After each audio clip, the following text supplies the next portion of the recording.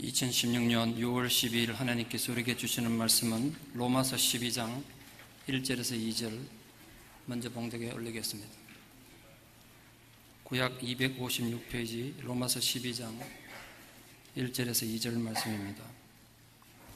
그러므로 형제들아 내가 하나님의 모든 자비하심으로 너희를 권하노니 너희 몸을 하나님의 기뻐하시는 거룩한 산 제물로 드리라. 이는 너희가 드릴 영적 예배니라.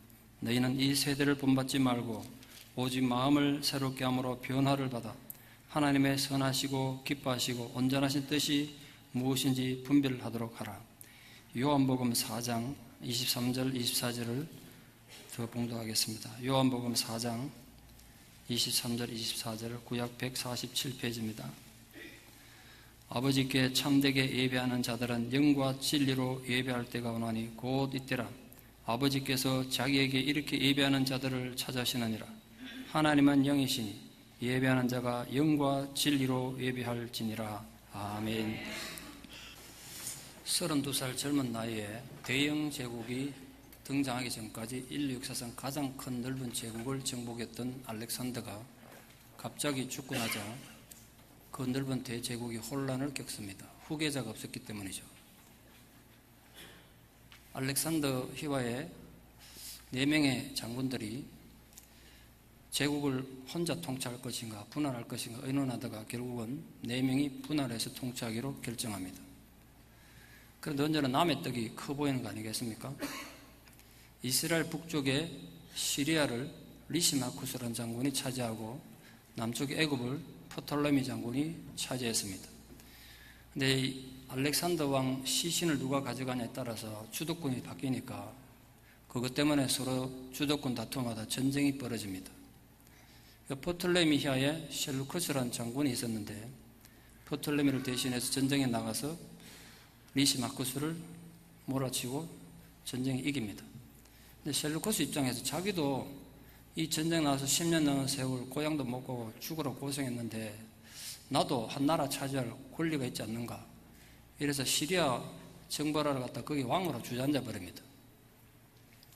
프톨레미 입장에서 자기 부하가 자기와 똑같은 왕이 되겠다 그러니까 가만두고 볼 수 없었겠죠. 그래서 북쪽 시리아의 셀루커스 왕조와 남쪽 프톨레미 왕조 간에 전쟁이 벌어지는데 무려 150년간 전쟁합니다. 역사에 150년 전쟁이라고 합니다. 아래위 나라가 전쟁하다 보니까 주로 전쟁터에 고생하는 나라가 이제 이스라엘입니다. 이스라엘이 무지무지 고생을 많이 하고 고통을 많이 받는데 특히 북쪽 시리아 왕국에 의해서 이스라엘이 고난을 많이 받습니다. 그 시리아 4대 왕이었던 안티오코스 에피파네스 4세라는 아주 악독한 왕이 있는데 이 왕이 특히 이스라엘을 많이 박해했습니다. 특히 이 종교적으로 박해를 많이 해서 하나님께 제사 드리는 모든 제사를 폐지하고 안식일을 금지하고 하나님 성전 예루살렘 성전에 돼지 피 바르고 그런 식으로 박해했습니다. 그러다 보니까 이스라엘 백성들이 너무 힘들어서 제사장들이 독립군을 조직해서 독립운동을 벌이게 됩니다. 제사장들이 막 군수훈련 받은 사람도 아닌데 마띠아 가문이라는 지방의 제사장이 독립운동에서 기적처럼 이 아수르 대군을 물리치고 독립을 합니다.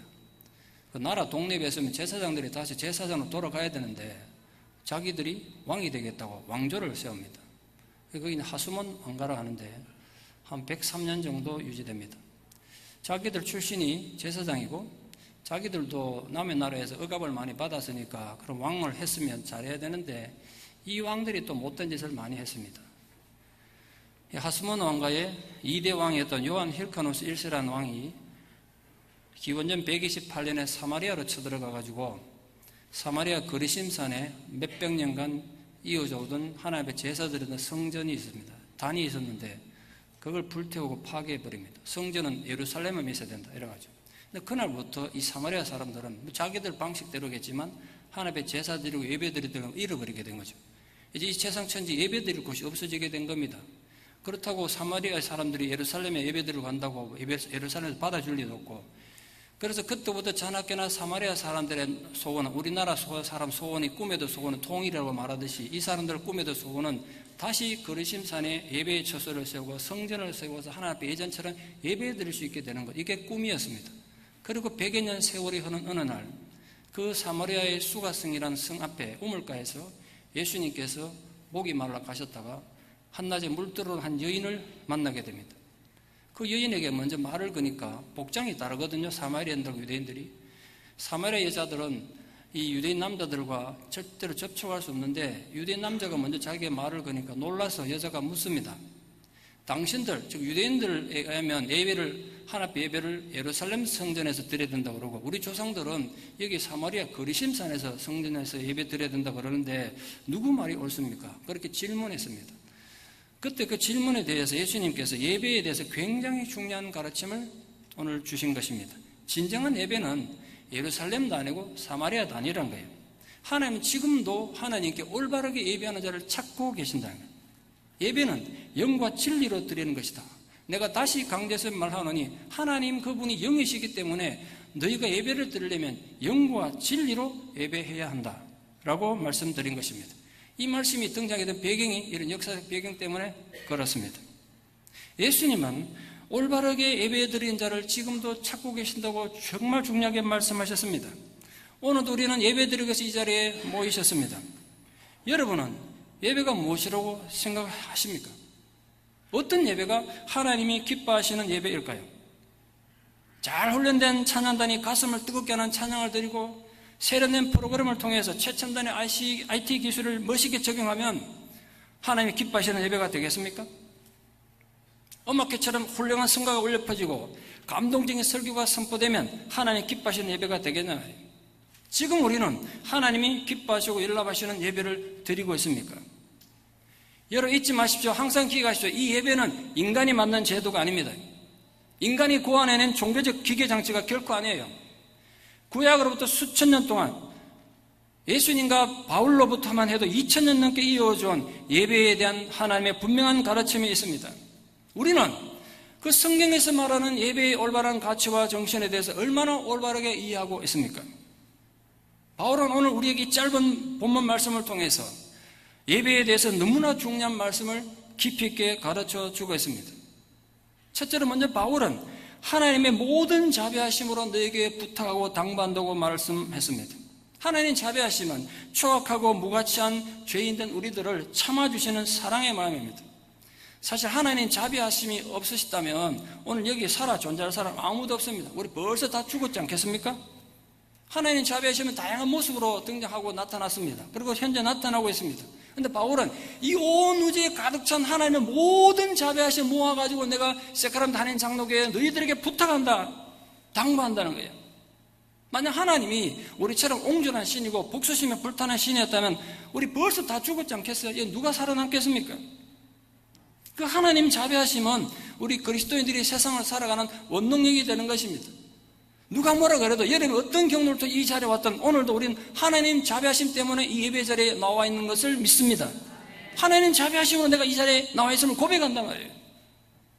둘째로 바울은 그 모든 하나님 자비하심으로 우리에게 권면하기를 우리 몸을 하나님이 기뻐하시는 거룩한 제물, 궁극적으로 살아있는 제물로 드리는 것이 예배의 핵심이라고 말씀했습니다. 이것이 우리들 신앙의 궁극적인 목적이고 우리들 모든 종교생활의 본질인 것입니다. 내가 살아서 산 제물로 하나님의 예배 드리기 위해서, 예배자가 되기 위해서 우리가 모든 신앙생활을 하고 선교도 하고 봉사도 하는 것입니다. 바울은 예배는 한마디로 우리가 살아있지만, 죽으면 안 되니까 살아있지만 산 제물이 되는 것이 예배라고 정의했습니다. 제물이 된다는 건 달리 표현하면 내가 죽는 겁니다.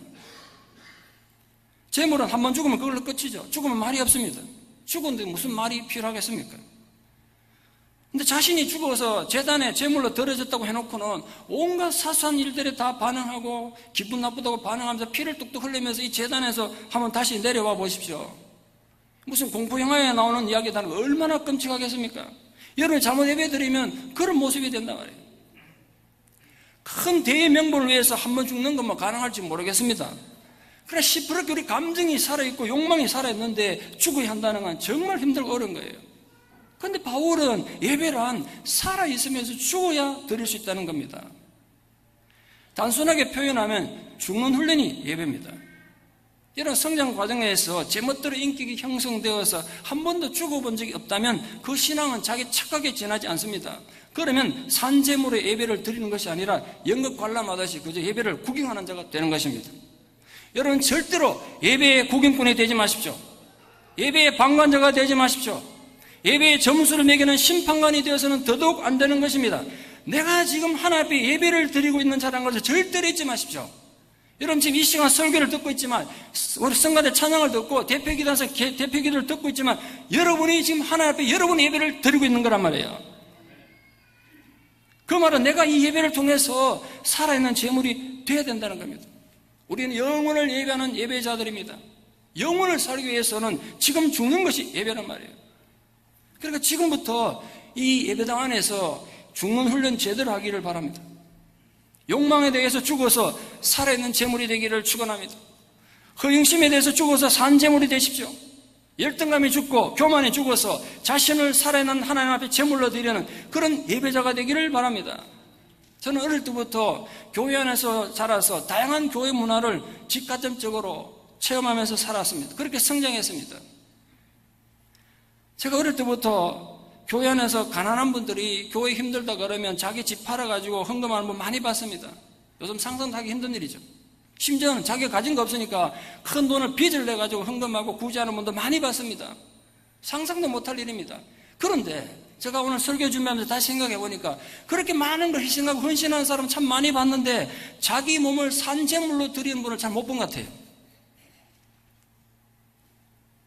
그러나 바로 이 산제물로 드리는 예배, 제가 지난주 성경 공부에 믿음 생활 제대로 안 하면 빨리 죽어야 된다는 표현이 바로 이거예요. 내가 죽는 것이 바로 예배의 본질이란 말이에요. 그것이 우리가 드려야 될 영적 예배, 합당한 예배라는 것입니다. 바로 그 예배를 하나님이 기쁘시게 받으시겠다는 것입니다.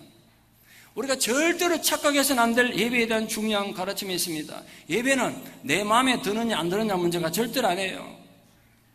절대로 내 마음에 드는 것이 예배의 핵심이 아닙니다. 예배가 얼마나 세련됐느냐, 얼마나 시대 정신을 반영하느냐가 중요한 것이 아닙니다. 예배는 개인의 취향이나 주장의 대상이 아니기 때문에 그렇습니다. 예배는 내가 누리는 것이 아니라 하나님께 드리는 것이에요. 이 시간 여러분 하나님 앞에 여러분 자신을 드리고 여러분 예배를 드리고 있단 말이에요. 하나님을 뵙고 있단 말이에요. 그러니까 여러분 결코 예배의 구경꾼이 아니라 심판관 아니라 이 시간 여러분 각자가 하나님을 배웠고 하나님 앞에 예배를 드리고 있다는 사실을 절대로 망각하면 안 되는 것입니다. 여러분 예배는 인간에게 보여주기 위한 것이 아니라 하나님이 받으시는 거예요. 하나님이 세크라멘트 한인 장로교에 여러분이 드리는 예배를 각자의 예배를 하나님이 다 받으실 때 우리 예배가 그때 예배가 되는 거란 말이에요. 아무리 건물을 거창에 짓고 성가대가 아름다운 찬양하고 박상한 목사가 세계 최고의 설교가라도 여러분 예배 실패하면 아무런 의미가 없는 거예요. 그러면 여러분 스스로 양심에 손을 얹고 여러분에게 물어보십시오. 나는 평소에 하나님이 받으시는 예배를 드리는 예배자로 하나님 앞에 지금 서 있는가? 아니면 언제나 예배를 관람하고 품평하는 그냥 심판관으로 살아왔는가? 예배는 절대로 감상의 대상이 아닙니다. 여러분의 취향에 따라 달라지는 품평의 대상이 아니란 말이에요. 내 마음을 즐겁게 하는 것이 예배가 아니라는 거 잊지 마십시오. 착각하지 마십시오. 예배는 하나님을 기쁘시게 하고 하나님을 즐겁게 하는 것입니다. 여러분의 자세와 태도와 마음 자세가 하나님을 기쁘시게 했다면 우리는 성공적 예배를 드린 것입니다. 다시 강조해서 말씀드립니다만 그러나 최고 수준의 성가가 올려 퍼지고 이 시대 최고의 설교가 선포되어도 여러분 마음을 하나님이 받으시지 않으면 그 예배는 헛것입니다. 하나님이 받지 않은 예배가 무슨 의미가 있겠습니까? 가인도 예배를 드렸고 동생 아벨도 예배를 드렸습니다. 그러나 가인의 예배는 하나님이 받지 않으셨고 거절하셨습니다. 아벨의 예배를 하나님이 연락하셨습니다. 예배에 실패했던 가인은 예배드리러 나가서 동생을 살인하는 살인자가 되고 말았습니다. 마찬가지로 여러분들이 한 주간 세상을 정신없이 살다가 자신의 이익만 위해서 살다가 예배당에 1시간 나와서 예배드리는 이 시간에조차 예배에 실패한다면 여러분 인생은 실패한 인생이 되고 마는 것입니다. 지금 당장은 실패하지 않고 여러분 여유있게 산다고 해도 앞으로 실패한 인생 되는 건 시간 문제입니다. 내가 예배에 실패하면 아무리 프로그램이 세련돼도 아무리 대단한 시설도 다 헛것이에요. 우리가 이 예배당 건물 지은 딴 거 아닙니다. 보여주기 위해서가 아니에요. 예배드리기 위해서요.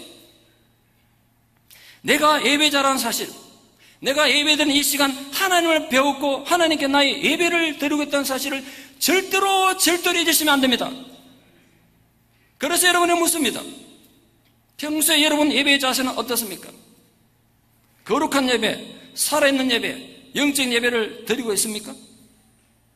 여러분은 하나님 앞에 서 있는 자세로 하나님을 임식하면서 예배를 드리고 있습니까? 하나님께 나의 예배를 받으신다는, 하나님이 나의 예배를 받으신다는 확신이 있냐 말이죠. 여러분은 아실 거 아닙니까? 여러분 내면은 아시잖아요. 여러분 스스로에게 정직하게 한번 대답해 보십시오.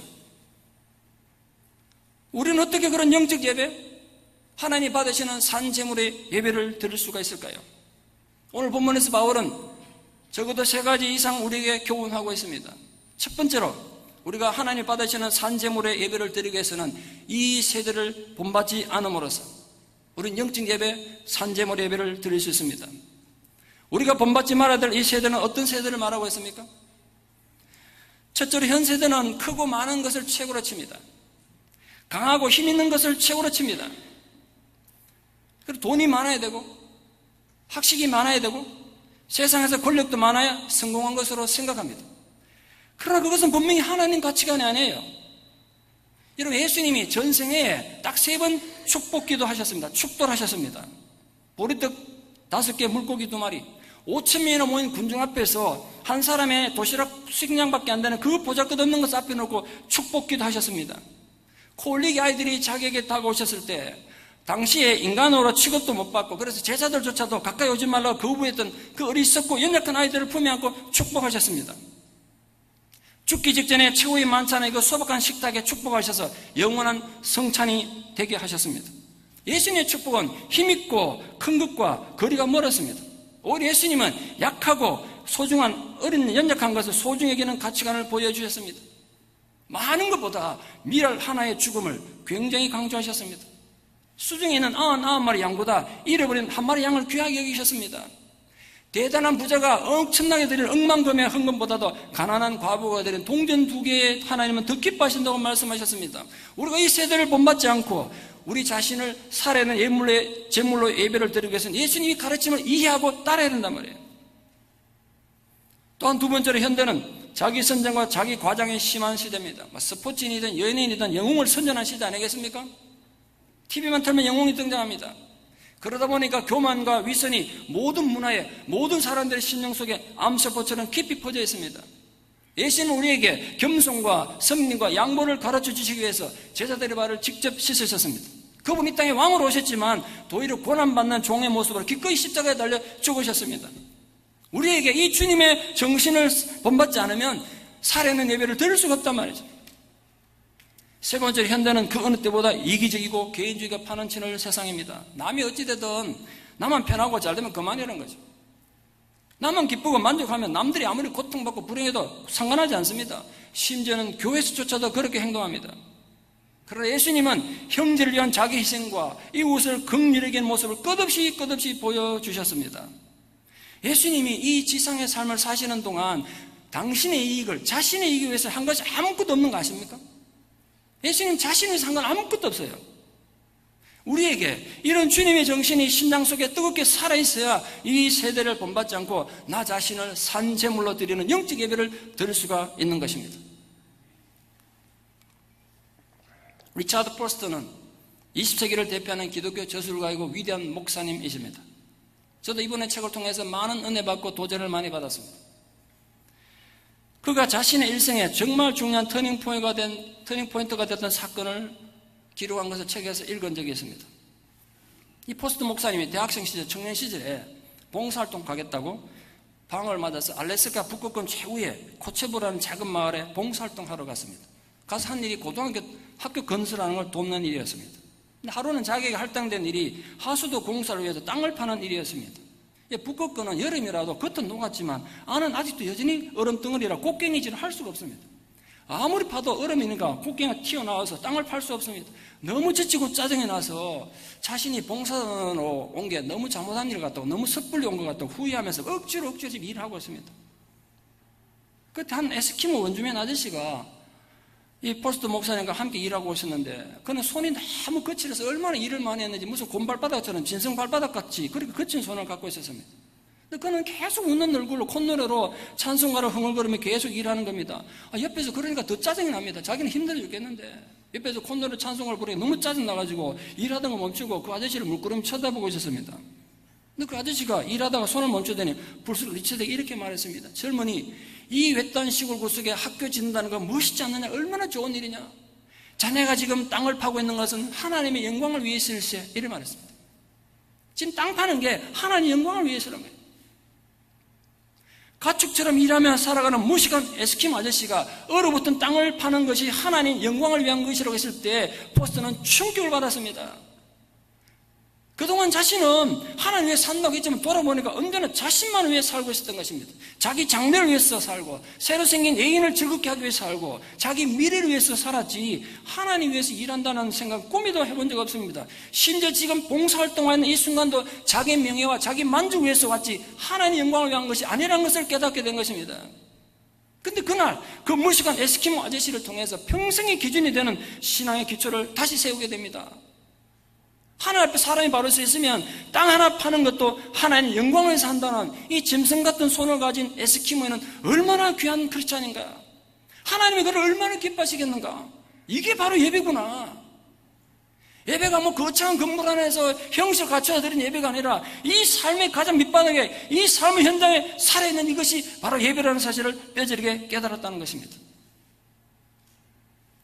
우리는 오직 마음을 새롭게 하고 변화를 받음으로써 산쟁물의 예배를 드릴 수 있고 영적 예배를 드릴 수 있다고 바울은 두 번째로 얘기하고 있습니다. 오직입니다. 오직 마음을 새롭게 함으로써요. 다른 방법 없다는 거예요. 마음을 새롭게 한다는 건 좀 쉽게 말씀드리면 마음을 청소한다는 말입니다.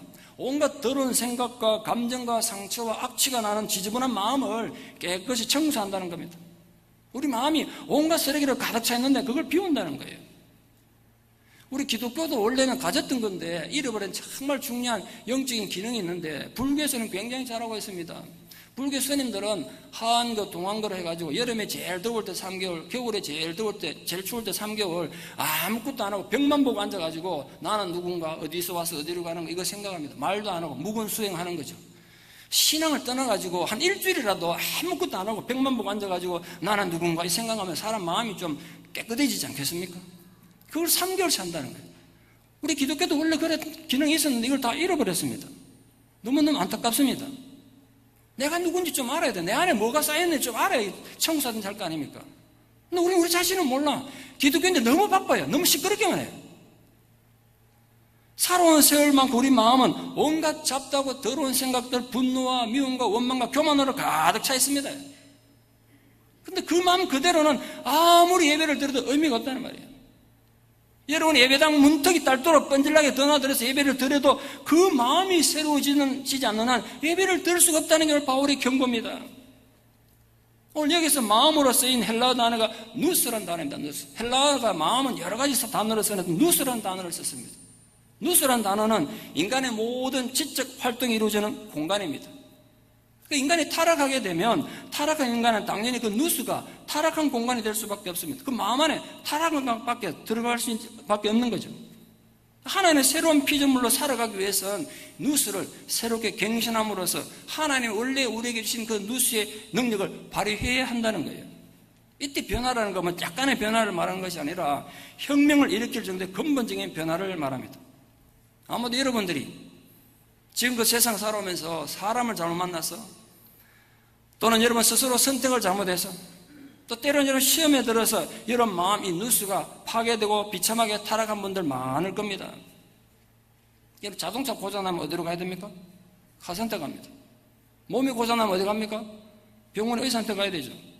근데 여러분 마음 누수가 고장나고 깨지면 어디로 가야 됩니까? 어디 가야 고칠 수 있습니까? 누구에게 가야 됩니까? 하나님 외에는 방법이 없습니다. 교회 외에는 방법이 없습니다. 우리가 예배를 드리기 위해서 내 마음이 변화되어야 된다는 사실을 먼저 고백할 수 있어야 돼요. 하나님 내 마음이 이렇게 지저분하고 내 마음이 이렇게 깨어져 있습니다. 내 마음이 이렇게 분주합니다.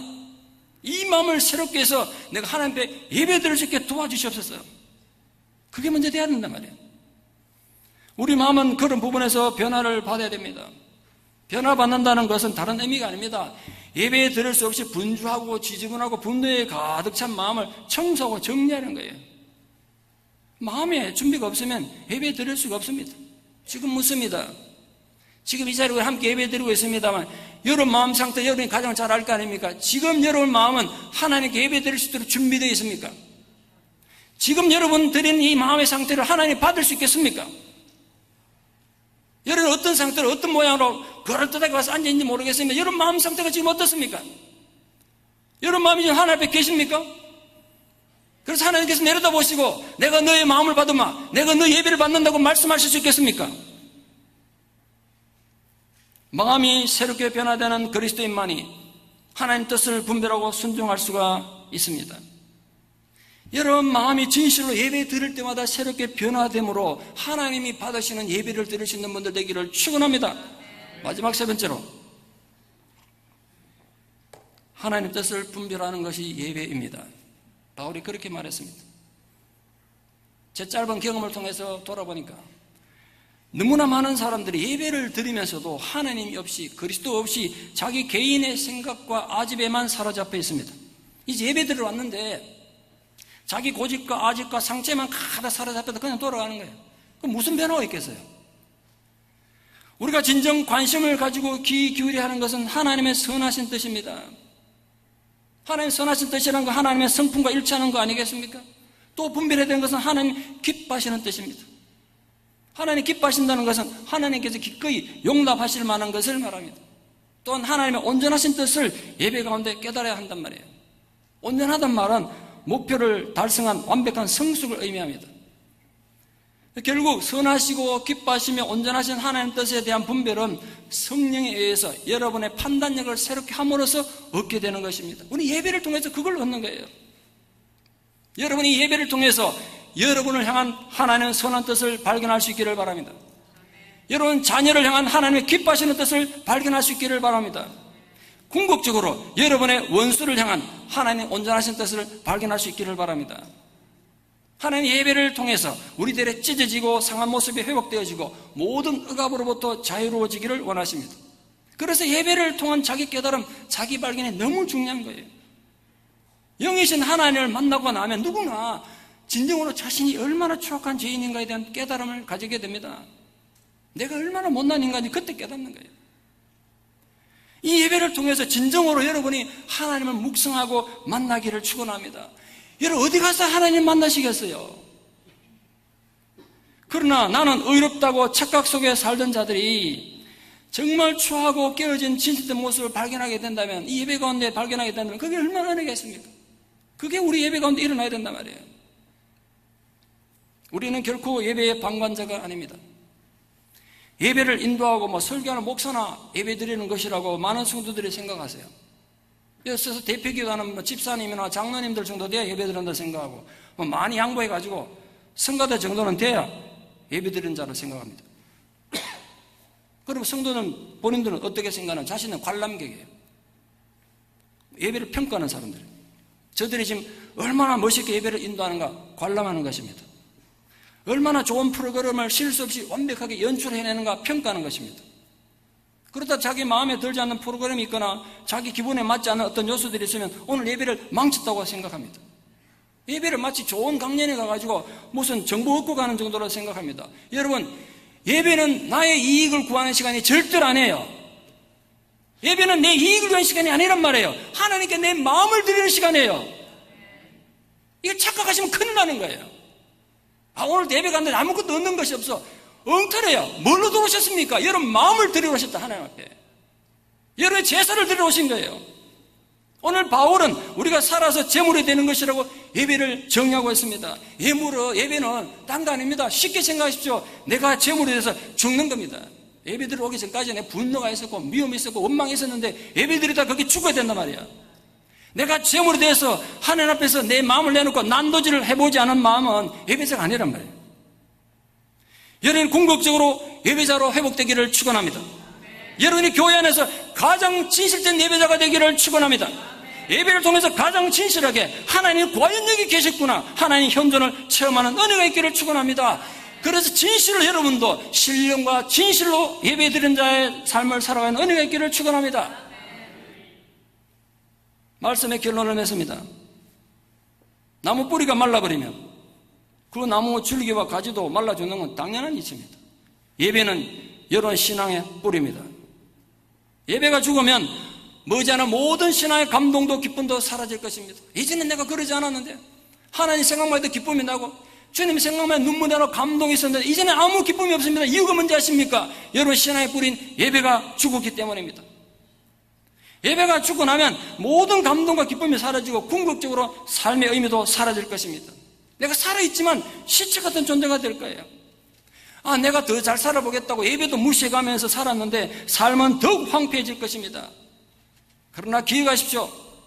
내 고집이 죽고 자기 의가 죽어서 예배를 회복한다면 아직 여러분 사업이 힘들고 여러분을 둘러싸고 있는 상황이 힘들고 고달픈 삶의 무게가 여전히 여러분을 짓누르더라도 여러분 다시 소생할 힘을 얻을 것입니다.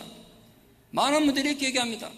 목사님 상황이 좀 더 나아지고 나면, 제가 좀 더 여유가 생기고 나면 그때 열심히 예배드리겠습니다. 그때 열심히 하나님 섬기겠습니다. 그럽니다. 그럼 하나님은 이렇게 말씀하세요. 아니다. 너희 몸을 먼저 산제물에 대해서 예배자로 회복되어봐라. 그러면 삶이 달라질 것이다. 먼저 네가 예배를 통해서 하나님의 현존하심을 깊이 한번 체험해보라. 그러면 세상이 달라 보일 것이다. 그러면 네가 지금 현재 걸어가고 있는 고난의 광야길도 힘차게 걸어갈 수 있는 힘을 얻을 것이다. 그것이 산제물로 예배드리는 우리에게 약속된 하나님 아버지의 모든 자비하심인 것입니다. 부디 여러분의 삶에서 우선순위에서 주변으로 밀려나서 덜 중요하게 생각하던 예배가 여러분 삶의 한가운데 자리하기를 축원합니다. 가장 중요한 우선순위에 예배가 자리하기를 바랍니다. 그 예배의 회복을 통해서 여러분 영혼의 회복, 생명의 회복, 영혼의 회복을 이루는 감격을 맛보시는 은혜가 있기를 진심으로 축원합니다. 기도드리겠습니다.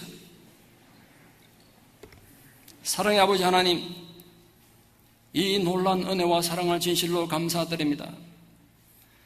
지금도 하나님은 하나님께 진심으로 예배드리는 자를 찾고 계신다고 주님이 우리에게 말씀해 주셨습니다. 주여, 제가 여기 있나이다. 제가 주님께 예배자로 서 있나이다.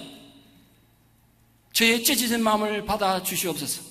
검게 물들고 분노와 교만과 거짓과 절망에 물든 내 마음을 주님 앞에 찢어 제물로 드리오니 주님, 나의 예배를 받아 주시옵소서. 그래서 진실로 하나님 앞에 하나님 살아계심과 하나님의 은혜로, 하나님 많은 자비하심으로 주의 것으로 다시 치유되고 회복되어지는 역사가 우리가 예배 드릴 때마다 우리 감격 속에 일어나게 하여 주시옵소서. 예수님 이름 받들어 기도드리옵나이다. 아멘.